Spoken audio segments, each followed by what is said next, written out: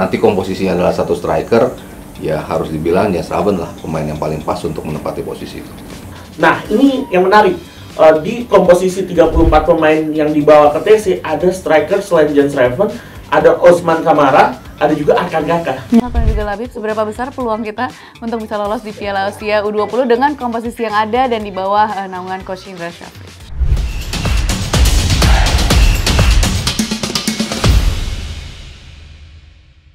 Hai teman Nalar, selamat datang di Tiki Taka Ngobrol Bola Pakai Nalar. Kembali lagi bersama saya, Noella Sisterina, Mas Sabto Haryo, dan juga Labib Sadat is in the house. Wih.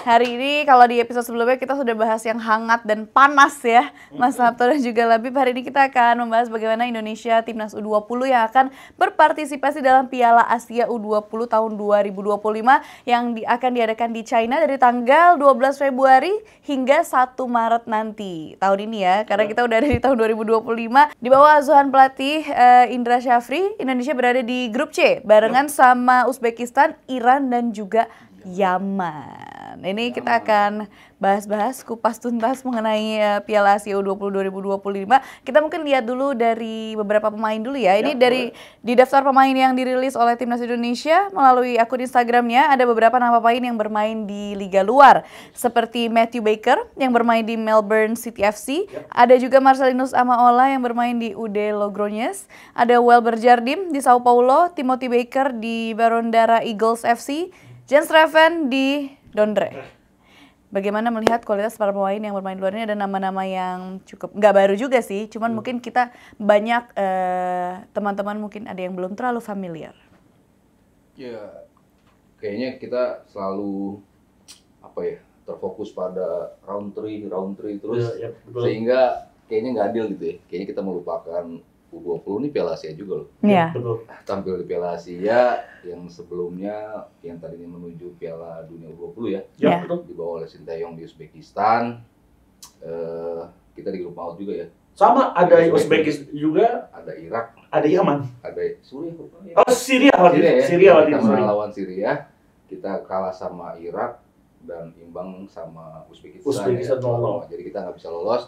Tapi yang membanggakan pada waktu itu Irak dan juga Uzbekistan tampil di final. Jadi emang grup neraka saat yang itu kita ada di situ. Jadi ya harapannya, ini kan grup neraka juga ya. Kita bicara ada Iran, Uzbek di kelas usia tuh udahlah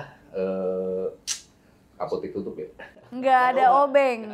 Selalu punya pemain bintang. Iya, di usia mau U20 ke, U23 ke, U17 ke, emang ini kita harus akui Uzbekistan itu luar biasa dalam sisi pembinaan pemain dan juga pemain-pemain muda di level usianya masing-masing gitu. Walaupun untuk ke seniornya mungkin agak sedikit goyang dan stagnan ya, tapi kalau kita bicara di tim juniornya di Eropa mereka punya penampilan bagus dan di level dunia juga punya penampilan bagus juga. Jadi ya harus kita akui kita berada di grup yang sulit gitu ya. Cuman tadi ya Noe sempat nyebutin nama-nama pemain yang main di liga-liga luar. Ada Matthew Baker bersaudara. Iya, Baker, dan dia tuh kita lihat penampilan dia di posisi belakang ya. Bagus dalam sisi permainan, cukup stabil, cukup solid. Salah satu edition kita yang bagus untuk bicara di level U20. Lalu ada Welber Jardim, ini pemain yang salah satu favorit gue juga sih. Ketika dia tampil di Piala Dunia U17, penampilannya luar biasa. Lalu kemarin ada di AFF ya kalau nggak salah. Sempat di bawah ya, U19. Iya, U19 ini penampilannya juga bagus dari sisi ini pemain bisa tampil sebagai gelandang bertahan juga. Serba bisa dan ternyata keputusan Indra Syafri untuk memainkan dia di posisi gelandang bertahan tuh memberikan dimensi yang berbeda dari sisi permainan. Ini pemain punya progresif pass yang bagus, punya kemampuan membaca situasi yang baik, memiliki umpan-umpan yang bagus juga, sehingga dia punya kemampuan defense yang bagus, tapi ditambah lagi kemampuan untuk offense-nya juga luar biasa. Jadi ya beberapa nama termasuk ada Jens Raven juga. Ini kan pemain yang mungkin pas start kita agak biasa yang lihat dia, jadi pemain cuma tinggi tapi lambat gitu. Cuma lama-lama ketika terus dipercaya sebagai starter, akhirnya ini pemain menunjukkan kualitasnya ya. Ya, betul. Saya berani katakan ini pemain yang paling lengkap dari sisi atribut ya untuk seorang striker. saya selalu bandingkan ini pemain punya kemampuan seperti Rafael Strijk untuk membuka ruang untuk menjadi pemain bertahan pertama dari posisi membayang atau menahan gempuran dari awal, itu dia yang nutup duluan, lalu reading the game-nya bagus, presence dalam kotak penalti juga bagus, dan kemampuan untuk menjadi eksekutor golnya juga bagus. Jadi atribut strikernya juga cukup baik ya kalau kita bicara seorang Jens Raven. Jadi ya harus optimistis dengan materi yang kita punya, ditambah beberapa materi tentunya yang di lokal yang bagus-bagus juga. Tim ini paling nggak bisa tampil cukup baik lah ya di turnamen yang akan dimulai bentar lagi nih, sebulan lagi ya. 1 bulan lagi, tanggal 12 Februari sampai 1 Maret ya. Iya, kalau gue sih ngeliatnya bagaimana ada 34 pemain kan total yang dibawa, dan ini adalah kumpulan pemain-pemain terbaik yang sangat memungkinkan memang dibawa ke Asian Cup U20 ya, dimana kita kan pernah juara, tapi udah lama banget, 1961. Kita udah main tuh sekitar 19 kali, ini kalau nggak salah adalah edisi ke-20 kita mengikuti U20 yang dulu U19 namanya, sempat naik jadi U20 sekarang. Terus gue lihat gimana Coach Indra Safri memanggil pemain-pemain yang tadi Mas Satu udah bilang Matthew Baker, ini kan pemain sebenarnya masih eligible-nya untuk U17 ya. Di bulan Oktober kemarin ikut kualifikasi Piala Asia U17, sekarang diberikan kesempatan, berarti artinya pemain ini naik kelas. Dan tadi juga ada Jens Raven, jadi memang pemain-pemain yang dibawa untuk mengikuti training camp dari tanggal 5 sampai 30 Januari nanti adalah memang pemain yang sudah sangat disiapkan oleh Coach Indra Safri, dan pemain-pemain yang bisa mengikuti sistem permainan yang coba dibangun oleh Coach Indra Safri dengan sistem khas permainannya kan bisa pakai informasi yang 4-3-3 ya Coach Indra. Dan gue ngelihat memang kita butuh sosok center forward murni ujung tombak. Jens Raven bisa mengisi posisi tersebut. Terus juga Matthew Baker, ini pemain tadi Mas Sabtu udah bahas, gue juga sepakat ini salah satu pemain bakal mencuat bersama Welbert Jardim. Matthew Baker bahkan kan ini pemain, kalau Matthew Baker sayap kiri ya, back sayap. Kalau Welbert Jardim bisa back sayap, bisa gelandang tengah, bisa gelandang bertahan. Jadi ini pemain-pemain yang tadi Noella bilang, 5 pemain ini pasti bakal memberikan kontribusi positif untuk timnas Indonesia. Kemungkinan besar sih mungkin 4 pemain bakal dibawa oleh Coach Indra Safri. Nah, dari beberapa nama yang tadi yang sudah kita bahas sedikit, ada nama Jens Raven di sana kayaknya yang cukup menarik juga untuk kita bahas, karena kan di beberapa kesempatan ini dia sudah cukup menunjukkan kualitasnya ya bersama dengan timnas Indonesia. Bahkan kemarin ini ada banyak timbul pertanyaan pada saat dia nggak dipanggil nih di AFF 2024. Nah, di Piala Asia U20 ini, di Asia Cup 2025 ini, apakah dia akan menjadi ujung tombak kayak Labib tadi bilang bagi timnas kita di U20? Iya, dia kan biasanya ragil ya, yang satu lagi di depan itu kalau mereka memainkan dengan komposisi 2 striker, kadang-kadang kan Israel bisa berubah ke 4-5-1 ya, bisa. Atau 4-4-2 dengan komposisi Ragil sama Raven dimainkan langsung gitu, secara berbarengan. Kalau dia ngejar gol, kalau dia butuh pemain untuk bisa menambah daya dobrak atau sisi ofensif yang lebih tebal, makanya dimainin 2 pemain ini sekaligus gitu. Cuman kalau harus memilih satu, dan kayaknya lebih realistis juga melihat lawan-lawan yang ada di sini, Yaman nggak mudah juga. Terakhir kan kita main 1-1 ya? Betul, draw. Iya, draw 1-1. Itu ngebuktiin bahwa selain Iran yang luar biasa dan tadi Uzbekistan, Yaman tuh juga bukan tim yang lemah juga. Walaupun kita bisa ngegolin ke mereka dan akhirnya harus kebobolan juga.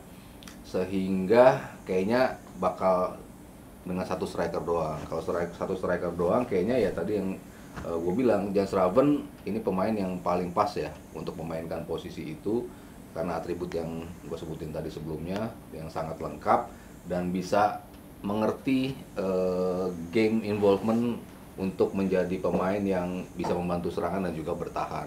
Involvement dalam setiap pergerakannya tuh udah mulai ngeblend ya sama pemain-pemain yang lain. Betul. Sehingga kalau nanti komposisinya adalah 1 striker, ya harus dibilang Jens Raven lah pemain yang paling pas untuk menempati posisi itu. Ya kalau dari gue sih betul, memang Jens Raven menjadi salah satu nama terdepan ya untuk mengisi posisi ujung tombak ya. Yang tadi gue bilang juga kan, bagaimana Indra Safri itu kan identiknya formasi 4-3-3 yang artinya di 3 tridente di lini depan pastinya akan ada penyerang sayap kiri, penyerang sayap kanan, itu biasanya ada Ardiansyah Abdul Manan atau enggak Rizky Afrizal. Tetapi center forward pastinya akan, nah ini yang menarik, di komposisi 34 pemain yang dibawa ke TC ada striker selain Jens Raven, ada Osman Kamara, ada juga Arkan Kaka. Ya. Ya, ini akan menjadi salah satu kompetisi dalam tim.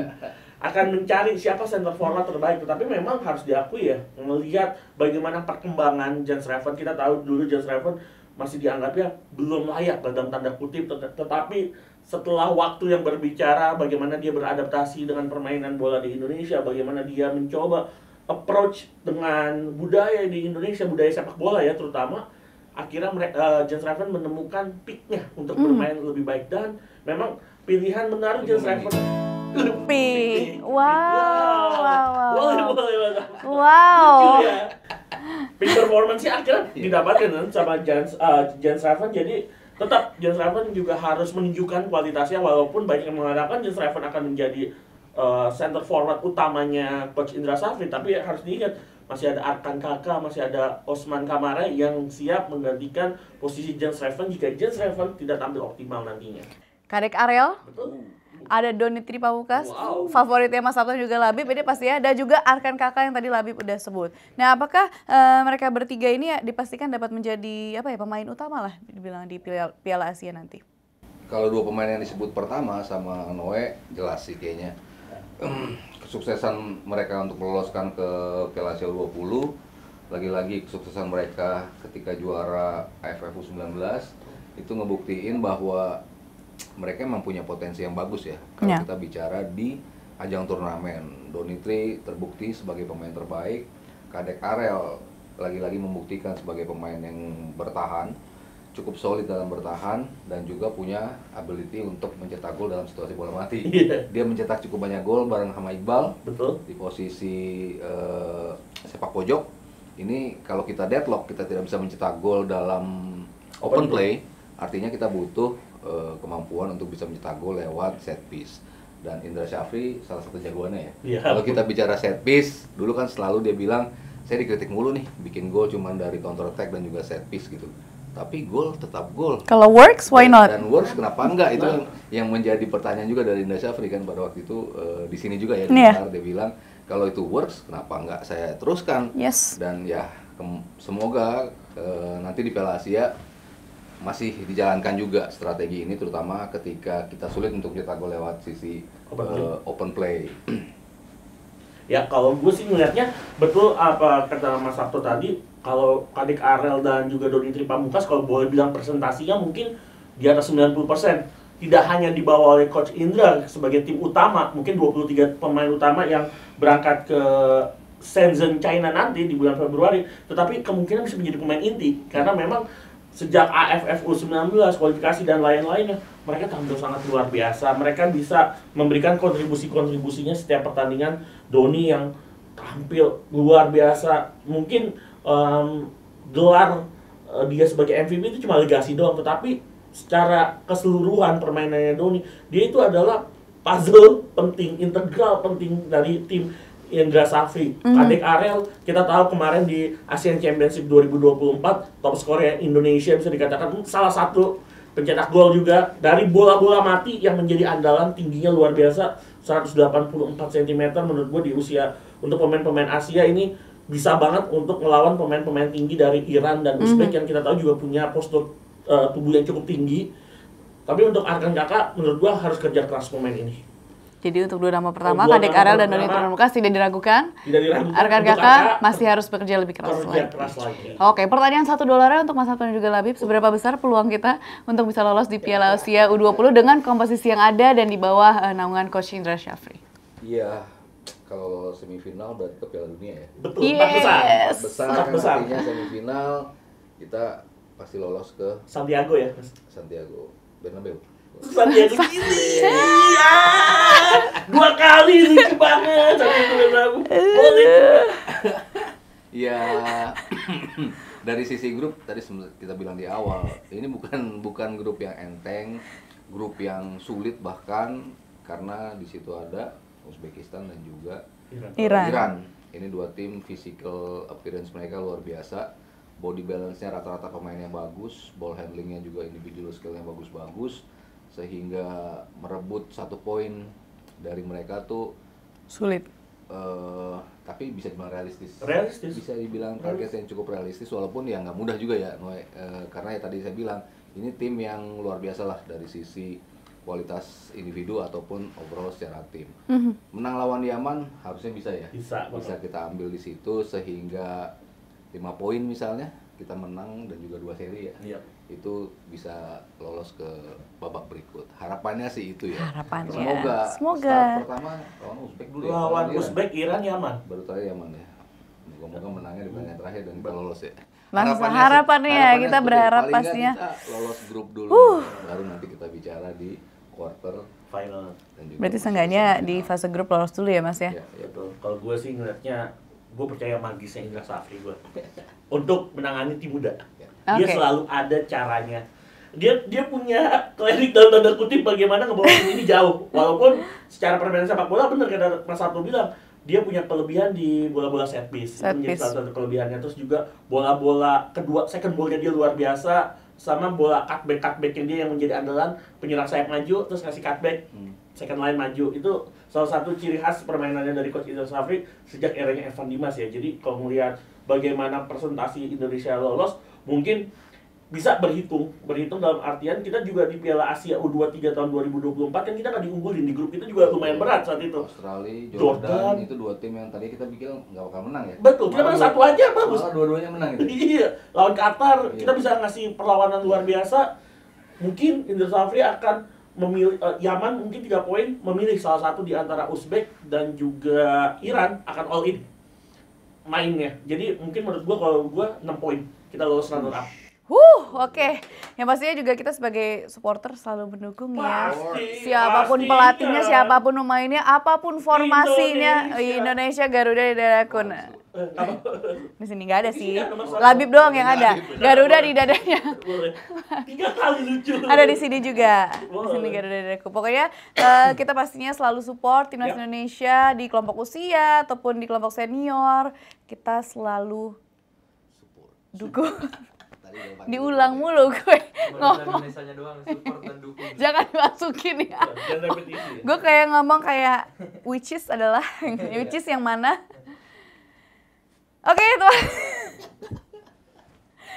Oke teman-teman, jangan lupa kalian kasih komentar di kolom komentar. Jangan lupa juga like, share, dan subscribe YouTube Nalar TV. Dan nanti tungguin terus ya info terbaru soal channel terbaru dari Nalar TV, yaitu Nalar Sport. Nah, pastiin kalian follow dulu Instagram kita @redaksi_nalar_tv. Saya Nola Sisterina, Mas Sabto Haryo, Labib Sadat. Yes. Pamit undur diri, sampai jumpa di episode berikutnya. Bye.